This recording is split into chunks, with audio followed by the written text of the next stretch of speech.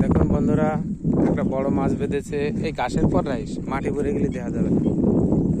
সুন্দর একটা বড় মাছ পেয়েছি, দেখা যাক কয় কেজি হয়। এইখানে এই ঘাসের পর মাটির পর রাইস, এই ঘাসের পর। এই দেখুন, কমসে কম 1.5-2 কিলো হবে মাছটা। আর এই মাছ যা খেতে টেস্ট, 2 কিলো ওজনের তেলাপিয়া খেতে কি টেস্ট, যে খেয়েছে সেই জানে এর মজা, যে খায়নি সে জানে না এর মজা। পেটে মনে হয় ডিম হয়েছে, বুঝলেন?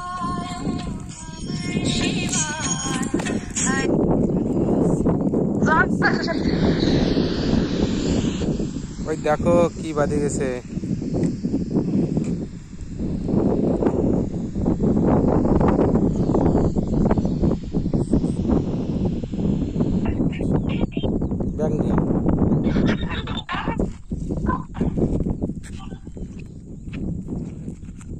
পাঠায় দেবো নাকি তোমাকে?